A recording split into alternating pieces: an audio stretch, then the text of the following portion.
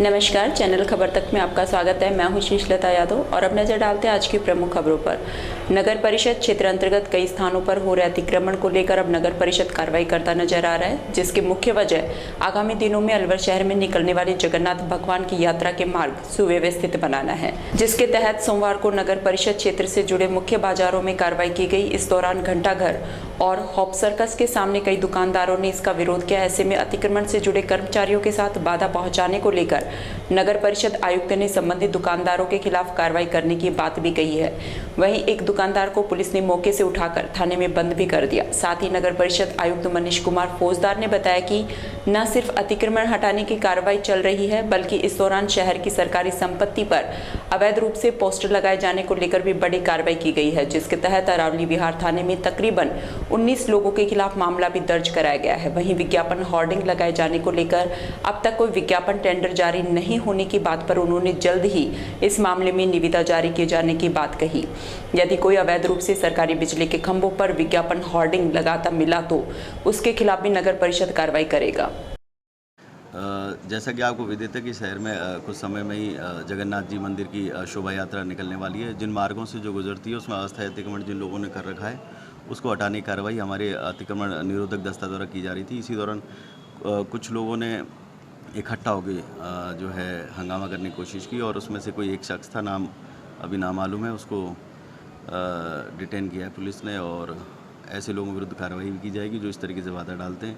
और दूसरा ये अस्थायी अतिक्रमण की ये तो सिंपल अभी जगन्नाथ जी के मंदिर शोभा यात्रा के संदर्भ में की जा रही है, लेकिन हॉप सर्कस, चूड़ी मार्केट इत्यादि मार्केट में भी ये कार्रवाई लगातार अब जारी रहेगी। सर, आपके कार्यालय के सामने भी और बगल में भी इस तरह का अतिक्रमण है, जैसे हटाने की कार्रवाई होती है तुरंत हटा लेते हैं, उसके बाद यथावत इनकी अतिक्रमण हो जाता है। बिल्कुल ये सही बात है। ये पब्लिक को समझना होगा कि हम सबको, प्रशासन को और पब्लिक को मिलकर सहयोग करना होगा और इसमें हमें स्थानीय जनप्रतिनिधियों का भी सहयोग निश्चित रूप से चाहिए। जब तक उनका सहयोग नहीं मिलेगा तब तक ये सारी चीज़ें नल एंड वॉइड रहेंगी। अगर सभी मिलकर हम प्रयास करेंगे शहर को सुंदर बना सकेंगे, अस्थायी अतिक्रमण को हटा सकेंगे, लेकिन उसमें सहयोग, सब जन समर्थन भी चाहिए, जन सहयोग भी चाहिए। ये परेशानियाँ पब्लिक को ही हैं। प्रशासन तो कोशिश ये करता है कि पब्लिक को जो है स्मूथ सिस्टम मिले, स्मूथ यातायात मिले, गंदगी ना मिले, और जब तक ये चीज़ें नहीं होंगी तब तक जन समर्थन नहीं होगा, जब तक संभव नहीं। जिला परिषद की साधारण सभा की बैठक मंगलवार को जिला प्रमुख बलवीर सिंह छिल्लर की अध्यक्षता में हुई। इस बैठक में मंत्री टीकाराम जूली,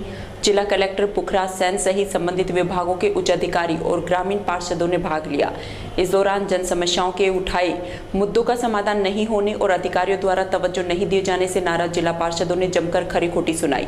इस दौरान वार्ड पार्षद से जिला प्रमुख की तीखी बहस हो गई। वहीं बहस के दौरान नौबत तू मैं तक पहुंच गई। पार्षद ने जिला प्रमुख से यहां तक कह दिया कि आप यूं मूक दर्शक बनकर नहीं बैठे, अभी तो सदस्यों की उपेक्षा हो रही है, जनता से किए गए वादे पूरे नहीं हुए, जनता उनसे जवाब मांगती है। लापरवाह अधिकारियों पर चुप्पी साधने के बजाय एक्शन लेने की जरूरत है। वहीं भाजपा से जुड़े कई सदस्यों ने विकास कार्यों में भेदभाव और उपेक्षा किए जाने का आरोप लगाया। इस पर जिला प्रमुख ने कहा कि जन समस्याओं का प्राथमिकता से निस्तारण होगा, जिस भी अधिकारी की शिकायत आएगी निश्चित रूप से उसकी जांच कराई जाएगी। वहीं मंत्री टीकाराम जूली ने बैठक को लेकर बताया कि बैठक में बिजली, पानी, सड़क और मानसून को लेकर विस्तृत रूप से चर्चा की गई। जन समस्याओं का कुछ सुनकर मौके पर ही संबंधित अधिकारियों को समस्याओं का समाधान करने के निर्देश दिए। हालांकि इस दौरान कुछ पार्षद नाराज नजर आए। उनकी नाराजगी का कारण पूछकर नाराजगी दूर करने के प्रयास किए गए। कोई गलत काम नहीं करते, जवाब दे रहे। तू चाहता मैं घर से बना दूं, तेरे पास तू भी बना, मेरे पास से तू पास। सरकारी काम सरकार के तरीके से होंगे, तेरे तरीके से नहीं होंगे। तेरे घर का रोड बना, यहाँ सदन में मेरी घोषणा तेरे सामने उठाई थी, मैं घोषणा आप ज्यादा जिम्मेदारी से नहीं आ सकते। आप जिले के सर्वोच्च नागरिक को, आपके पास मुझे जिम्मेदारी मत सिखा। सर, ये आपके मुझे जिम्मेदारी मत सिखा, बोलने का तरीका नहीं है। तरीका नहीं, मैं तुझे समझा रहा हूँ। तू बुलवाएगा क्या? भाषा है, तू बढ़ा ले। मेरे को बुलवाएगा क्या? मेरी घोषणा करी, मैं जवाब दूंगा। मैं जवाब दूंगा इसका जवाब मैं दूंगा। श्री एकलिंग महादेव महादेव मंदिर परिसर मनिका बड़ के सानिध्य में 12 जुलाई से शिव महापुराण कथा का आयोजन श्री संत भारतीय सामाजिक सेवा संस्थान द्वारा जेल चौराहे के समीप विजयनगर मैदान में किया जाएगा। यह कथा व्यास पंडित प्रदीप मिश्रा के श्रीमुख से श्रोताओं को सुनाई जाएगी। वहीं इससे एक दिन पूर्व 11 जुलाई को श्री एकलिंग महादेव मंदिर से विशाल कलश यात्रा का आयोजन किया जाएगा, जिसमें हजारों की संख्या में महिलाएं भाग लेंगी। यह कलश यात्रा मंदिर से शुरू होकर होप सर्कस, घंटाघर सहित शहर के मुख्य मार्गों से होते हुए विजयनगर मैदान पहुंचेगी। इसके बाद 12 जुलाई से 18 जुलाई तक कथा का आयोजन किया जाएगा। कलश यात्रा में भाग लेने वाली महिलाओं को एकलिंग महादेव मंदिर में साड़ी, दुपट्टा और कलश वितरित किए गए। इस यात्रा की तैयारी के लिए सबको साड़ी दी जा रही है 3 दिन से कंटिन्यू, और करीब 3000 से ऊपर साड़ियाँ जा चुकी हैं। और सबको कलश वापसी के लिए हमने जो येलो कार्ड था वो वापस दे दिया। वो उसी दिन मंगल परिणय से तैयार होकर आएंगी और कलश लेकर कलश यात्रा में शामिल होंगी। महिलाएं भाग ले रही हैं? करीब 3-3.5 महिलाएं भाग ले रही है। कलश यात्रा कहाँ होती होगी? कहाँ कलश यात्रा एकलिंग महादेव से स्टार्ट होगी और होप सर्कस, घंटाघर, काशीराम चौराया, भगत सिंह सर्कल से सीधा जेल चौराया। ऐसा है 11 तारीख को सुबह अधिकांश महिलाओं को हमने सुबह 6 बजे बुलाया है, जो 7:31 पर कलश यात्रा प्रारंभ होगी। सुबह 6 बजे उनको कलश यात्रा में सम्मिलित करके यहाँ से 7:31 पर यात्रा को प्रारंभ कर दिया जाएगा। आज हम साड़ी बांट रहे हैं, जिसे ये तैयार करके 11 तारीख को तैयार होकर कलश यात्रा में सम्मिलित हो जाएंगे। कलश यात्रा में इस बार हाथी चलेंगे, आगे घोड़ों की व्यवस्था है, साधु संत चलेंगे, कन्याएं चलेंगी। पूरे रास्ते में बैंड बाजे चलेंगे। पूरे रास्ते में महिलाओं के लिए जलपान की व्यवस्था रहेगी। हर 500 मीटर पर व्यवस्था रहेगी। मेडिकल टीम साथ चलेगी। पूरी सुरक्षा व्यवस्था रहेगी। कहीं कोई समस्या किसी को नहीं आएगी। कथा को देखते हुए कैसा उत्साह अलवर के लोगों को देखा जा रहा है? ऐसा उत्साह पहली बार देखने को मिल रहा है। महिलाएं बहुत ज्यादा उत्साहित हैं। इस कलश यात्रा में 11 तारीख को सुबह 6 बजे महिलाओं को बुलाया गया है, ताकि वो 7:15 बजे कलश धारण कर नहीं कलश यात्रा में शामिल हो सके। कैसा उत्साह नजर आ रहा है? उत्साह इतना जबरदस्त है कि जो निर्धारित तारीख थी उसके बाद भी अभी तक महिलाएं कलश के लिए मांग कर रही हैं। लगभग 3,500 के आसपास महिलाएं शामिल होंगी। साधु संत हैं, कन्याएं हैं, हाथी, घोड़े, बाजा, सभी प्रोग्राम शामिल हैं। महिलाओं को पानी के लिए व्यवस्था है रास्ते में।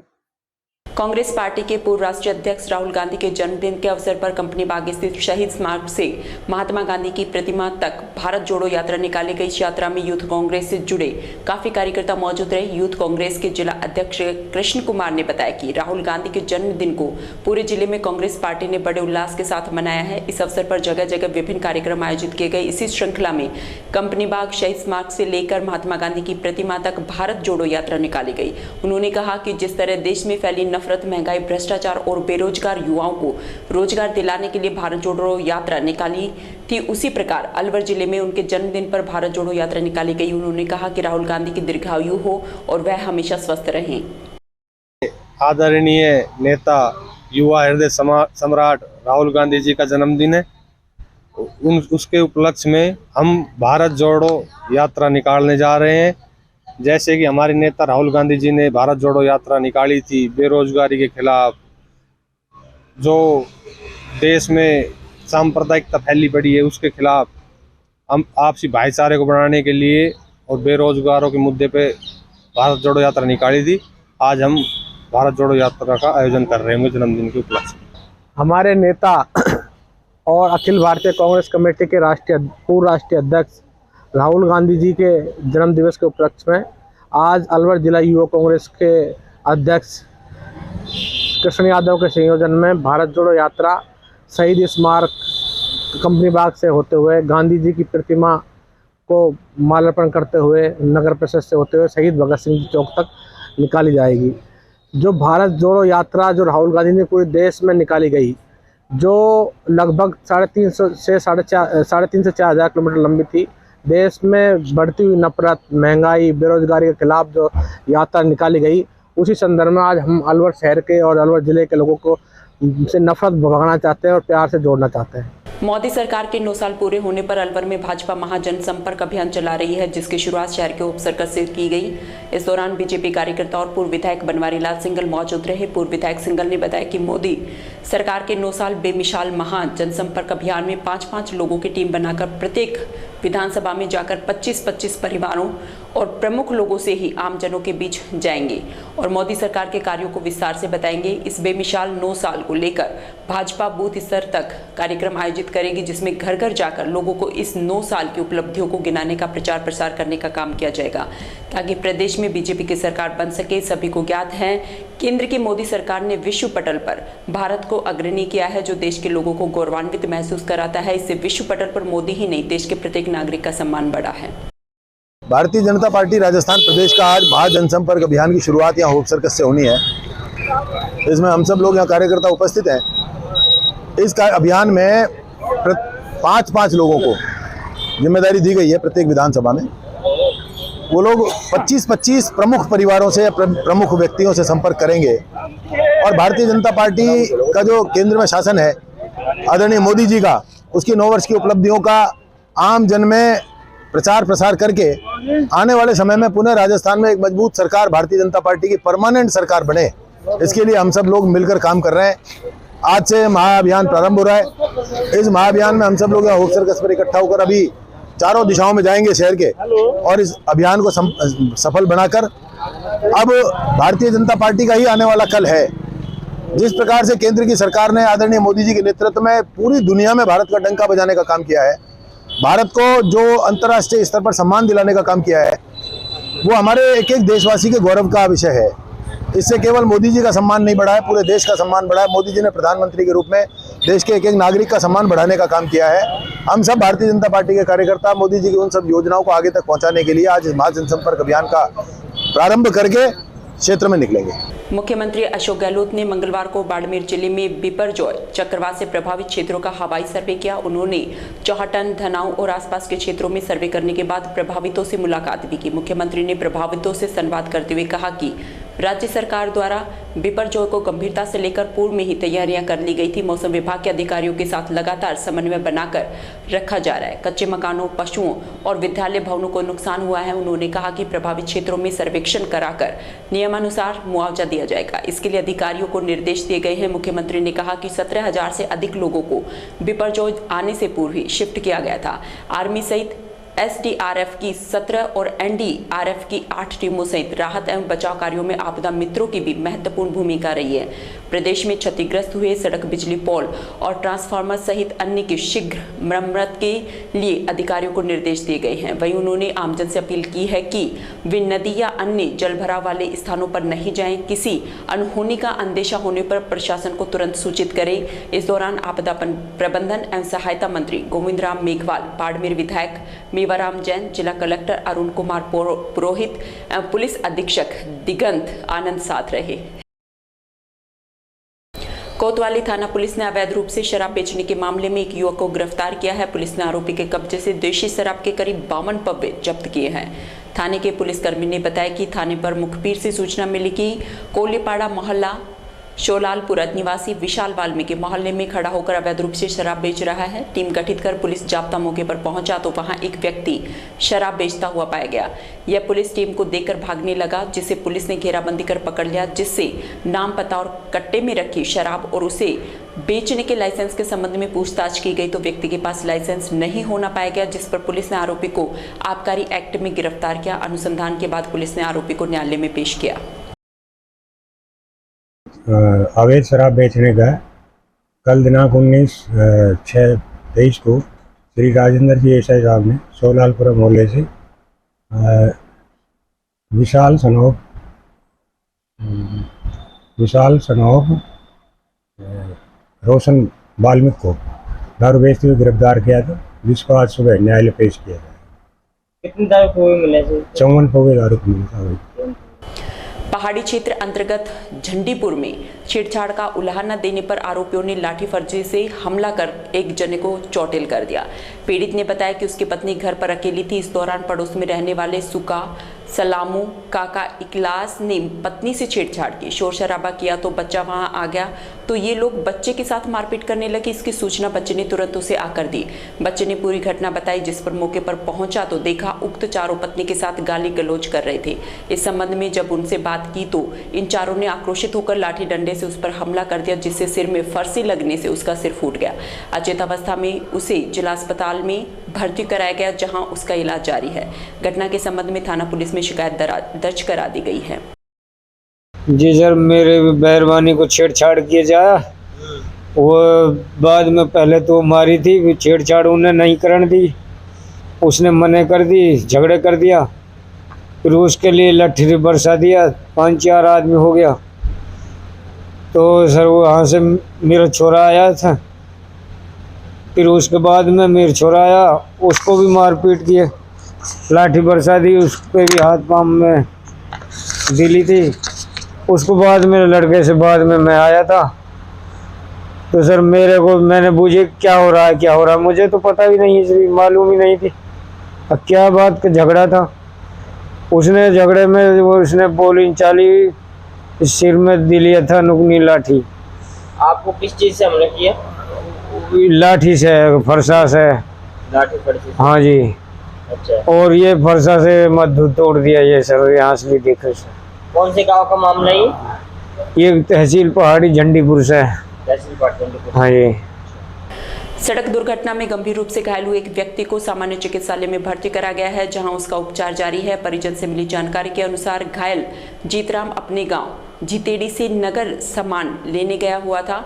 जैसे ही वह सामान लेकर नगर से निकला, इस दौरान कुछ ही दूरी पर सामने से आ रहे अन्य बाइक चालक ने लापरवाही से बाइक चलाते हुए उनकी बाइक को जोरदार टक्कर मार दी, जिसमें जीतराम बाइक से उछलकर मुंह के बल सड़क पर दूर जा गिरा, जिसके कारण जीतराम के सिर, चेहरे, नाक और जबड़े में गंभीर चोटें आने के कारण उसे नगर चिकित्सालय में भर्ती कराया गया, जहां से गंभीर स्थिति होने के चलते उसे अलवर रेफर कर दिया गया।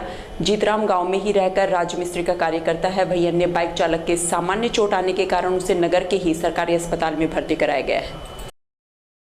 जीतराम नाम है साहब, और ये बाइक से टक्कर हुई, आपस में बाइक बढ़ गई दोनों। ये कहाँ से कहाँ जा रहे थे? ये नगर से आ रहे थे गांव जीतरेड़ी के लिए। तो ये घटना कहाँ पे हुई? ये नगर से निकलते हुए साहब। नगर क्या काम गए थे? ये कुछ घर का सामान लेने गए थे। सामान लेने। तो टक्कर देख फरार हो गया होगा सामने? ना साहब, वो उसके भी लगी है। लगी है? वो कहाँ भर्ती है?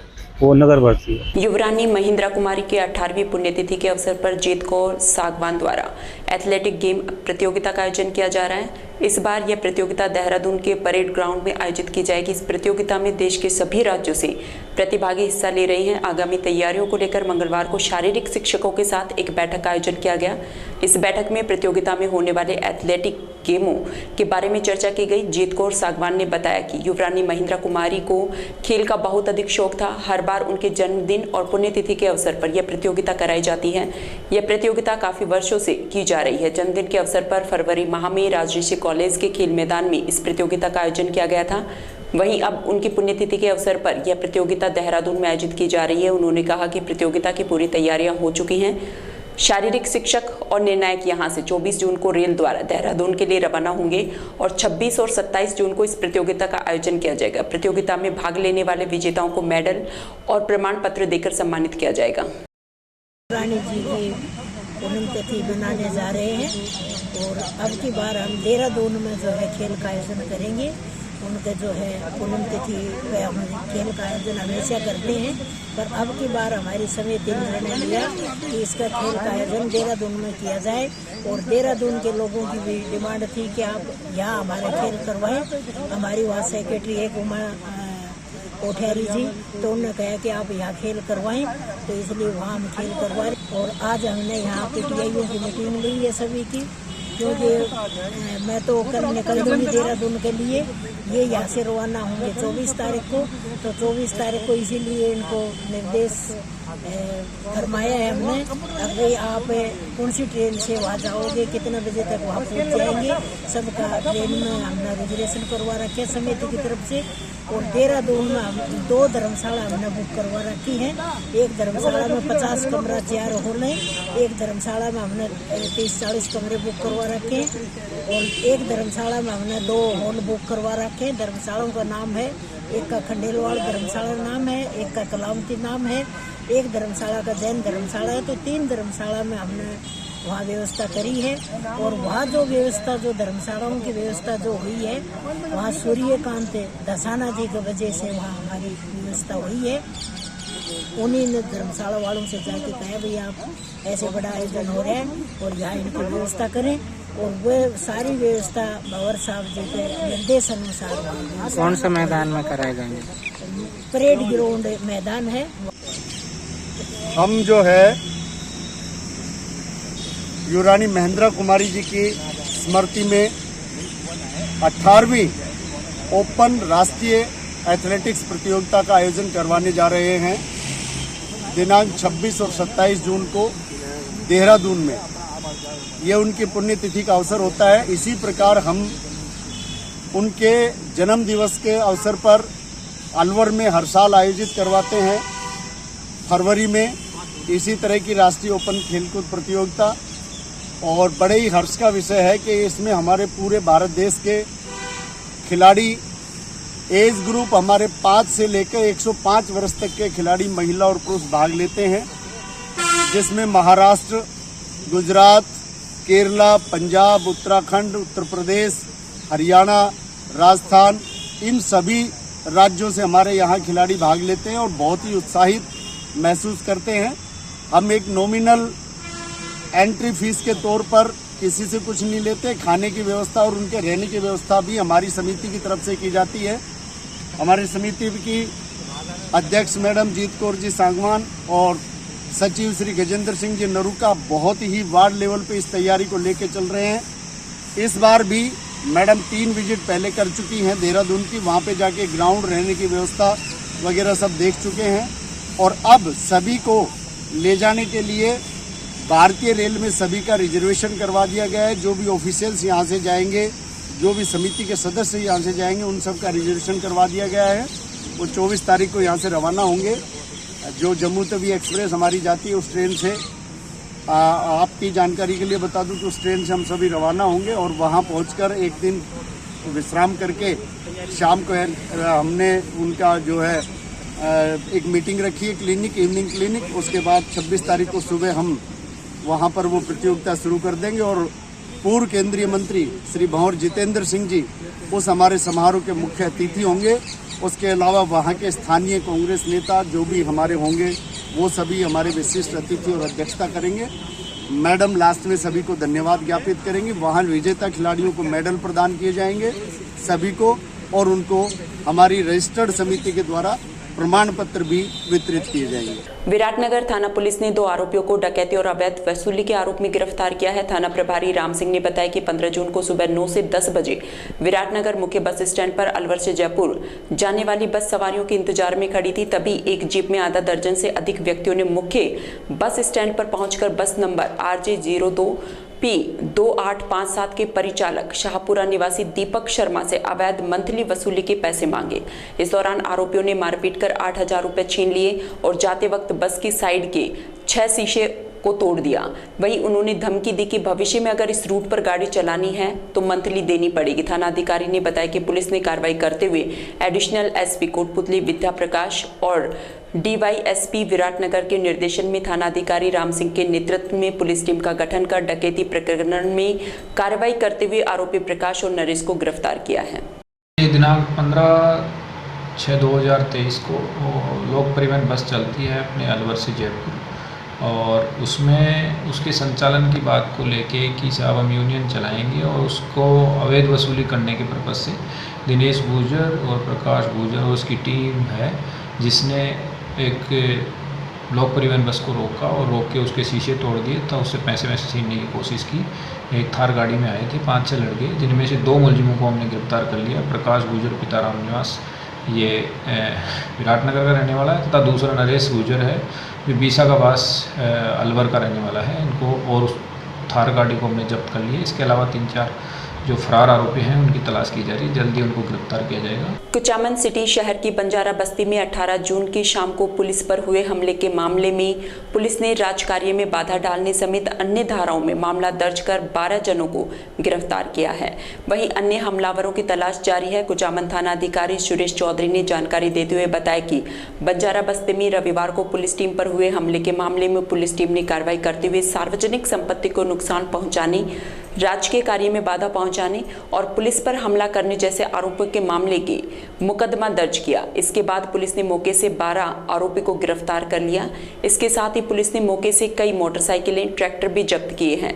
थानाधिकारी ने जानकारी देते हुए बताया कि पुलिस द्वारा मौके से फरार अन्य आरोपियों की तलाश की जा रही है। दरअसल पुलिस वहां पर हुई आपसी झगड़े की दृष्टि से पहुंची थी, लेकिन यहां हुए पथराव में पुलिस के 2 जवान जख्मी हो गए थे। इसके अलावा पुलिस का सरकारी वाहन भी क्षतिग्रस्त हो गया था, जिसके बाद पुलिस हरकत में आई और कार्रवाई की। इस मामले में पुलिस 50 से अधिक अज्ञात लोगों की तलाश कर रही है। शाम को एक सूचना मिली थी कि दाड़मेल के पीछे बंजारा समाज के लोग आपस में लड़ाई झगड़ा कर रहे हैं और लहूलुहान हो रहे हैं इत्यादि सूचना के ऊपर मैं स्वयं जाब्ता लेकर के थाने से रवाना होकर के घटनास्थल पर पहुंचा, जहां पर भारी संख्या में लोग आपस में पत्थरबाजी कर रहे थे और स्वयं सीओ साहब भी वहाँ मौके पर पधारे। उन लोगों को आपस में समझाइश की गई। समझाइश करने पर एक वर्ग मान गया, जबकि दूसरा वर्ग आक्रोशित होकर के उन्होंने पुलिस दल पर भी हमला कर दिया, जिससे 2 जवानों पर जानलेवा हमला करने के परिणाम स्वरूप घातक चोटें आई, सिर में चोट आई और अन्य कुछ एक जवानों को, साथियों को भी हल्की चोटें आई है। और इसी दौरान पुलिस ने कार्रवाई करते हुए बाहर से अन्य थानों का जाब्ता बुला करके और उनकी धरपकड़ की, तो मौके से 12 आदमियों को गिरफ्तार किया गया। साथ ही उनके द्वारा जो हमले में शामिल लोग थे, जो मौके पर छोड़ करके अपने वाहन इत्यादि छोड़कर भाग गए थे, उनको भी डिटेन करके थाने लाए और पुलिस बल के ऊपर हमला, राजकार्य में बाधा के साथ ही सार्वजनिक संपत्ति का नुकसान को लेकर के और रिपोर्ट थाने पर दर्ज की गई है। मुकदमा दर्ज करके कार्रवाई जारी है। रेणी उपखंड क्षेत्र की ग्राम पंचायत पाटन मुख्यालय पर एकलव मॉडल स्कूल के पास खेल मैदान में 2023 के ओलंपिक खेलों को लेकर सफाई व्यवस्था की गई। शुक्रवार से शुरू होने जा रहे खेलों को लेकर ग्रामीणों में बड़ा उत्साह देखने को मिल रहा है। मीडिया से खास बातचीत में स्थानीय सरपंच सरोज मीणा ने बताया कि खेल जीवन में सर्वांगीण विकास की धुरी है। खेल को खेल की भावना से खेलना चाहिए। राजस्थान में एक बार फिर खेल के महाकुंभ का आयोजन किया जा रहा है। पूरे प्रदेश में राजीव गांधी ग्रामीण ओलंपिक के साथ ही शहरी ओलंपिक खेलों का बिगुल 23 जून से बजेगा। वर्ष 2022 में ग्रामीण ओलंपिक की सफलता और खिलाड़ियों के उत्साह को देखते हुए ग्रामीण और शहरी खेलों का आयोजन एक साथ किया जा रहा है। मुख्यमंत्री अशोक गहलोत ने इस आयोजन के प्रस्ताव को मंजूरी दे दी है। इनके लिए प्रतिभागी खिलाड़ी की रजिस्ट्रेशन प्रक्रिया ऑनलाइन के जरिए किया गया है। पिछले ओलंपिक खेलों में 29 लाख से अधिक लोगों ने हिस्सा लिया था। इस खेल महाकुंभ में basketball, tennis ball, cricket, kho kho, football, volleyball, athletics आदि खेलों के लिए तैयारियां की गई हैं। इसी व्यवस्था को लेकर मंगलवार को खेल मैदान की सफाई कराई गई। इस दौरान राजकीय उच्च माध्यमिक विद्यालय पाटन के प्रिंसिपल मुन्नालाल शर्मा, महेंद्र मीणा, सतीश मीणा, विश्राम मीणा सहित दर्जनों महिला पुरुष उपस्थित रहे। समाचारों में वक्त हो चला अब एक छोटे से ब्रेक। आप देखते रहिए खबर तक।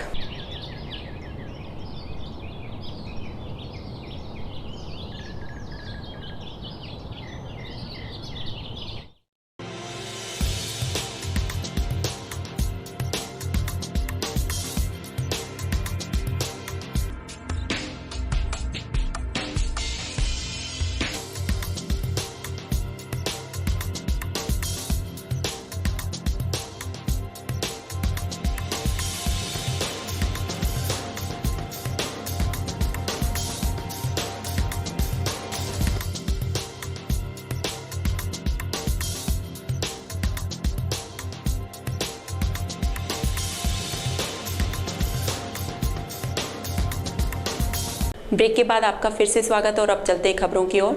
उद्योग एवं देवस्थान मंत्री मंगलवार को एक दिवसीय दौरे पर बानसूर पहुंची, जहां उन्होंने हरसोरा गांव बावरिया में विशाल कलश यात्रा में महिलाओं के साथ भाग लिया। कलश यात्रा के दौरान उद्योग मंत्री ने स्वयं अपने सर पर कलश रखकर यात्रा की परिक्रमा की। वहीं बावरिया बांध पर मांगूदास महाराज के सीताराम मंदिर पर 108 कुंडे महायज्ञ का आयोजन 21 जून को आयोजित किया जाएगा। यह कलश यात्रा मंदिर से होकर बावरिया गांव के चारों ओर निकाली गई। उद्योग मंत्री ने बताया कि महाराज मांगूदास जी मंदिर पर ऐसे आयोजन होते रहते हैं। मांगूदास महाराज के पश्चात महंत हरिदास महाराज के सीताराम मंदिर पर यह आयोजन किया गया है। उन्होंने बताया कि देवस्थान मंत्री होने के नाते बानसूर विधानसभा के 2 मंदिरों में करोड़ों की लागत से कायाकल्प की जाएगी, जो कि बानसूर के किले वाली मनसा माता मंदिर तथा तालवृक्ष गंगा मैया मंदिर सहित ठंडे पानी के कुंड तथा गर्म पानी के कुंड का नवीनीकरण किया जाएगा। उन्होंने कहा कि वे भगवान से प्रार्थना करती हैं कि मेरी बानसूर की जनता सहित पूरे प्रदेश में सुख शांति और समृद्धि बनी रहे। इस मौके पर अनेक लोग अपनी फरियाद लेकर मंत्री के पास पहुंचे। मंत्री ने लोगों की समस्याएं सुनी। उन्होंने कहा कि इस कार्यक्रम के पश्चात 2 दिन पहले बिजली करंट से विद्युत कर्मी की मौत हो गई थी, जिसके घर किशोरपुरा पहुंचकर परिजनों का ढांढस बंधाया। उन्होंने परिजनों को आश्वासन दिया कि सरकार द्वारा दी जाने वाली जो भी मदद होगी वह उन्हें पूरी दी जाएगी।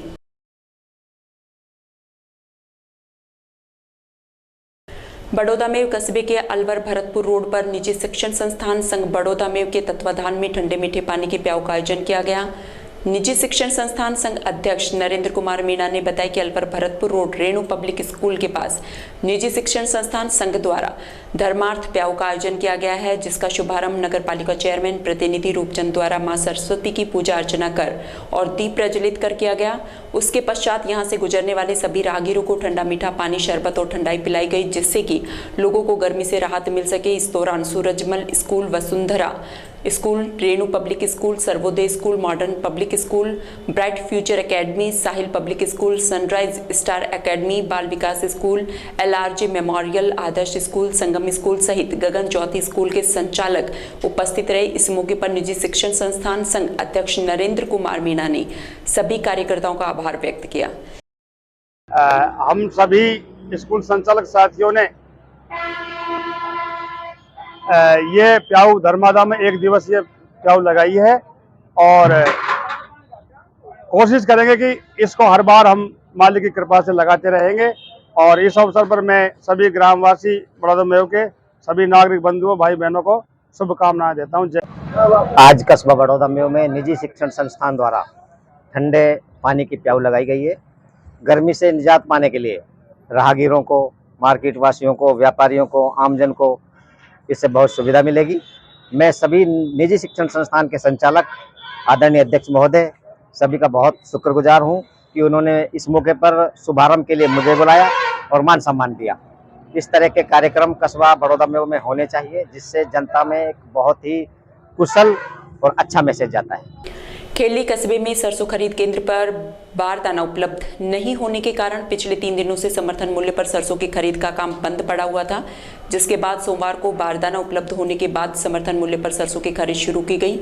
इस दौरान काफी संख्या में किसान एकत्रित हुए। जानकारी के अनुसार सोमवार को करीब 140 किसानों ने आकर अपनी सरसों बेची। गौरतलब है कि खरीद केंद्र पर बाजारों के भाव से अधिक करीब 500 रुपए प्रति क्विंटल का भुगतान मिलने से किसानों द्वारा अपनी सरसों को खरीद केंद्र पर बेचा जा रहा है। समर्थन मूल्य पर अधिक भाव मिलने से केंद्रों पर भीड़ लगने लगी और किसान उत्साहित हैं। करौली जिले में बिपरजॉय चक्रवाती तूफान को लेकर जिले में येलो अलर्ट जारी किया गया है। पुलिस प्रशासन भी येलो अलर्ट को लेकर एक्टिव मोड पर है। कलेक्टर अंकित कुमार सिंह, SP ममता गुप्ता लगातार नजर बनाए हुए हैं। वहीं कलेक्टर ने लोगों से अनावश्यक घर से बाहर नहीं निकलने की अपील की है। कलेक्टर ने नगर परिषद, विद्युत निगम सहित सिविल डिफेंस टीम को भी आपात स्थिति की अग्रिम तैयारियां सुनिश्चित रखने के निर्देश दिए हैं। जिला मुख्यालय सहित जिले भर में बिपरजॉय का असर देखने को मिला, जिसके चलते बीती रात से ही रिमझिम बारिश का दौर शुरू हो गया। ठंडी हवाओं और रिमझिम बारिश से तापमान में गिरावट आई है। वहीं सपोटरा में सर्वाधिक बारिश से नाले उफान पर आ गए। वहीं नालियों की सफाई नहीं होने से जलभराव की समस्या खड़ी हो गई। हिंडोन, नादोती, मंडरायल, केला देवी, करणपुर क्षेत्र में भी बादलों के बीच रिमझिम बारिश का दौर लगातार जारी है। चक्रवाती तूफान बिपरजॉय ने लोगों की मुश्किलें बढ़ा दी हैं, जिसके चलते सपोट्रा के मुख्य बाजार की सड़कें पानी से लबालब भर गई। लोगों के घरों में पानी घुस गया। वहीं तेज हवा और रुक रुक कर हो रही बारिश से जनजीवन प्रभावित होता रहा। पानी निकासी के लिए कोई प्रयास नहीं किए जा रहे हैं। वहीं करौली जिला मुख्यालय पर पंचायत समिति के रास्ते में जलभराव से आमजन को निकलने में भारी परेशानी हो रही है। इसके अलावा शहर के गुलाब बाग, गौशाला मार्ग सहित कई स्थानों पर जलभराव होने से शहरवासियों ने बिगड़े हालातों पर चिंता जताई है। इसमें थोड़ी लापरवाही हमारे नगर परिषद की भी है, जिन्होंने आज तक कभी नालों की सफाई पे ध्यान नहीं दिया। सारे नालों में गंदगी कचरे का आलम भरा हुआ है। जिन लोगों का सबका कचरा सारा नाले में इकट्ठा कर जाते हैं, कभी सफाई व्यवस्था पे ध्यान नहीं दिया। बारिश के दिनों में बहुत परेशानी आती है। जगह जगह यहाँ से नाला टूटा हुआ है, फव्वारा से निकलता है पानी का, सारी गंदगी उन लोगों को निकलती है। करौली जिले के हिंडोन सिटी में पानी की समस्या को लेकर ग्रामीणों ने रोड जाम कर दिया। हिंडोन के महू कस्बे में रोड पर 1 घंटे तक ग्रामीण बैठे रहे। ग्रामीणों द्वारा जाम लगाने के बाद सड़क के दोनों ओर वाहनों की लंबी लंबी कतारें लग गई। रोड जाम की सूचना के बाद पुलिस प्रशासन मौके पर पहुंचा और ग्रामीणों से समझाइश की। आज ये महू में जाम इसलिए लगाया कि पानी की विकट समस्या बनी हुई है महू के अंदर, और कई बार प्रशासनिक अधिकारियों से ग्रामीणों ने अवगत कराया है, एक्सीएन, एएन, जेईएन सबके लिए, लेकिन कोई भी प्रशासनिक अधिकारी के कान पर जू तक नहीं रहेंगे और उपखंड अधिकारी तक ज्ञापन दे चुके हैं लोग। तो आज प्रशासन को एक चेतावनी देने के लिए जाम लगाया और प्रशासन को अवगत कराया गया है। अगर समस्याओं का हल नहीं हुआ तो एक उग्र आंदोलन पर उतारू होगी जनता। इसलिए आज ये पानी की किल्लत को देखते हुए पानी को एक एक बूंद बूंद को लोग तरस रहे होंगे। किसी नल में तो एक टप का पानी नहीं आ रहा। इसलिए तिजारा कस्बे के वार्ड 5 में हनुमान जी महाराज ध्वजा हर्षोल्लास और बैंड बाजों के साथ चढ़ाई गई। संयोजक सोनू सोनी ने बताया कि विधि विधान के साथ हनुमान जी की पूजा अर्चना की गई और बाजार में होते हुए सैकड़ों महिला पुरुष हनुमान मंदिर पहुंचे। इस दौरान अनेक श्रद्धालुओं ने नृत्य किया। वहीं हनुमान जी के दर्शन कर भक्तों ने घर और परिवार में खुशहाली की मन्नतें मांगी। इस अवसर पर मोहनलाल सोनी, प्रदीप सोनी, शिव सोनी, सतीश अग्रवाल, मुकेश सैनी, कैलाश सैनी, कालूराम सैनी, तनु सोनी सहित दर्जनों भक्त मौजूद रहे।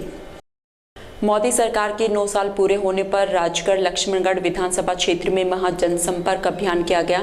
इस दौरान भाजपा जिला अलवर दक्षिण के प्रभारी रोशनलाल सैनी ने कस्बे के व्यापारियों से वार्ता कर फीडबैक लिया। वहीं व्यापारियों की समस्याओं को सुना गया। इस दौरान बीजेपी के कार्यकर्ता और भाजपा प्रत्याशी रहे विजय समर्थलाल मीणा भी मौजूद रहे। भाजपा जिला प्रभारी रोशनलाल सैनी ने बताया कि मोदी सरकार के 9 साल बेमिसाल महा जनसंपर्क अभियान में 5-5 लोगों की टीम बनाकर प्रत्येक विधानसभा में जाकर 25-25 परिवारों और प्रमुख लोगों सहित आम जनों के बीच जाएंगे और मोदी सरकार के कार्यों को विस्तार से बताएंगे। इस बेमिसाल 9 साल को लेकर भाजपा बूथ स्तर तक कार्यक्रम आयोजित करेगी, जिसमें घर घर जाकर लोगों को इन 9 सालों की उपलब्धियों को गिनाने का काम किया जाएगा ताकि प्रदेश में बीजेपी की सरकार बन सके। भारत सरकार द्वारा जो 9 साल का कार्यकाल है उसको लेकर आज हम राजस्थान की राजगढ़ लक्ष्मणगढ़ विधानसभा के अंदर जो मोदी सरकार द्वारा जो कार्य किए गए उनके बारे में जनता से पूछने के लिए भाई जनता के प्रति मोदी सरकार के प्रति क्या विश्वास है और जो योजनाएं जो केंद्र सरकार की है वो योजनाएं कहां तक अंतिम व्यक्ति तक पहुंचाने का भारतीय जनता पार्टी के कार्यकर्ता होने के नाते हम जनता तक पहुंचने का प्रयास कर रहे हैं। और क्योंकि राजस्थान में कांग्रेस की सरकार है और उसको देखते हुए पूर्व में आपने देखा होगा जन आक्रोश यात्रा के माध्यम से हमारे कार्यकर्ता जनता के घर घर तक जाने का प्रयास किया। हर ढानी हर पंचायती तक जाने का हमने प्रयास किया और उस जन आक्रोश यात्रा के माध्यम से हमने एक सुझाव पेटिका भी उसमें रखी गई थी ताकि जनता के जो भी समस्या है सुझाव है वो हमारी उस पेटी के अंदर डाले और उनको सबको एकत्रित कर उस पर भी हमें विचार करके हमारी चुनाव घोषणा पत्र में उसको लिया जाएगा। और आज हम जनता के बीच में जनता की भावनाओं से अवगत होने के लिए आज राजगढ़ लक्ष्मणगढ़ विधानसभा में आज हम लोग आए हैं। काफी लोगों से आज आपने बातचीत की, किस प्रकार का व्यू निकल गया है? अभी व्यापारियों से बात हुई है, किसानों से बात हुई है, युवाओं से बात हुई है, महिलाओं से बात हुई है। तो ये सभी वर्ग के लोगों से हमने बात की है और जो उन्होंने सुझाव दिया वो हम केंद्र सरकार और प्रदेश सरकार को उससे अवगत कराएंगे। रामगढ़ सीएचसी पर कार्यरत संविदा नर्सिंग कर्मियों ने अपनी 3 सूत्रीय मांगों को लेकर मुख्यमंत्री के नाम एसडीएम अमित कुमार वर्मा को ज्ञापन सौंपा। ज्ञापन के माध्यम से संविदा नर्सिंग कर्मियों ने मांग रखी कि नर्सिंग ऑफिसर भर्ती एवं महिला स्वास्थ्य कार्यकर्ता भर्ती की 5 जुलाई तक कट ऑफ जारी कर जुलाई महीने में डॉक्यूमेंट सत्यापन कराकर नर्सिंग कर्मियों की नियुक्ति दी जाए। नर्सिंग ऑफिसर भर्ती में 3000 पद में बढ़ोतरी कर 1500 और बढ़ाया जाए और एनएचएम और यूटीवी संविदा के आधार पर नर्सिंग ऑफिसर और एनएचएम की कोई भी भर्ती नहीं की जाए। इन मुख्य मांगों को लेकर संविदा नर्सिंग कर्मियों ने ज्ञापन सौंपा है। वहीं उन्होंने चेतावनी दी कि यदि एनएचएम और यूटीवी संविदा के आधार पर नर्सिंग ऑफिसर और एनएचएम की कोई बात नहीं की जाए, यदि इसके बाद भी विज्ञापन जारी होता है तो नियमित भर्ती पूरी होने से पहले विरोध जताया जाएगा। ये 2023 में नर्सिंग भर्ती और फार्मेसी भर्ती लिखी गई, इसमें पद बहुत कम है और संविदा कर्मी ज़्यादा है। हमें सरकार से ये आग्रह है कि इसमें पद बढ़ाते हुए भर्ती को पूर्ण करें। इस पर्पज़ पे ज्ञापन दिया जा रहा है। हाँ, इस पर। तो किसको दे रहे हो ज्ञापन? एसडीएम का नाम मुख्यमंत्री। और आज हम यहाँ मुख्यमंत्री के नाम एसडीएम साहब को ज्ञापन देने आए हैं। हमारी मांग है कि नर्सिंग ऑफिसर भर्ती और फार्मासिस्ट भर्ती जो निकाली गई है, इसमें पदों की संख्या बढ़ाई जाए और शीघ्र इस भर्ती को पूरा किया जाए, जिससे संविदा पे जो वर्षों से काम कर रहे हैं उनके साथ न्याय हो सके। मोदी सरकार के 9 वर्ष पूर्ण होने के उपलक्ष्य में भारतीय जनता पार्टी द्वारा पूरे देश में चलाए जा रहे महाजन संपर्क अभियान के तहत मंगलवार को रामगढ़ विधानसभा के गोविंदगढ़ मंडल में महाजन संपर्क अभियान चलाया गया, जिसके तहत भाजपा प्रत्याशी रहे सुखवंत सिंह और मंडल अध्यक्ष हरि सिंह सोलंकी द्वारा स्थानीय कार्यकर्ताओं के साथ मिलकर विभिन्न गाँव में अभियान चलाया गया। भाजपा कार्यकर्ताओं ने गोविंदगढ़, रामबास, मुड़पुरी खुर्द, सेमली, दिलावर, तालड़ा, खरसनकी, विदुका, फाहरी, मस्तपुर एवं कदम कॉलोनी में महाजन संपर्क अभियान चलाया। इस दौरान 9 वर्षों में मोदी सरकार द्वारा की गई विकास कार्यों और बड़े प्रोजेक्टों की जानकारी आम जनता को दी गई। वहीं राम मंदिर निर्माण, धारा 370 का हटाना, 3 तलाक बिल लाना, हाईवेज का निर्माण, एयरपोर्ट्स का निर्माण, IIT के निर्माण सहित विभिन्न योजनाओं के बारे में लोगों को जानकारी दी गई। लक्ष्मणगढ़ पंचायत समिति की ग्राम पंचायत शहदका के ग्राम विकास अधिकारी शोदान मीणा के साथ महंगाई राहत कैंप में मारपीट करने का मामला अब तूल पकड़ता जा रहा है। जानकारी के अनुसार ग्राम विकास अधिकारी शोदान मीणा के साथ मारपीट करने वाले आरोपियों की 7 दिन बाद भी गिरफ्तारी नहीं होने से नाराज ग्राम विकास अधिकारियों और LDC मंगलवार को अनिश्चितकालीन कार्य का बहिष्कार कर लक्ष्मणगढ़ पंचायत समिति कार्यालय के मुख्य गेट पर धरने पर बैठ गई। इस दौरान मारपीट और जाति सूचक शब्दों से अपमानित करने वाले आरोपियों की गिरफ्तारी नहीं करने पर पुलिस प्रशासन के खिलाफ नाराजगी प्रकट करते हुए विरोध प्रदर्शन कर आरोपियों की गिरफ्तारी करने की मांग की गई। वहीं राजस्थान ग्राम विकास अधिकारी संघ के ब्लॉक अध्यक्ष पुष्पेंद्र मीणा ने बताया कि जब तक आरोपियों की गिरफ्तारी नहीं होगी तब तक वे अनिश्चितकालीन कार्य का बहिष्कार कर धरने पर बैठे रहेंगे।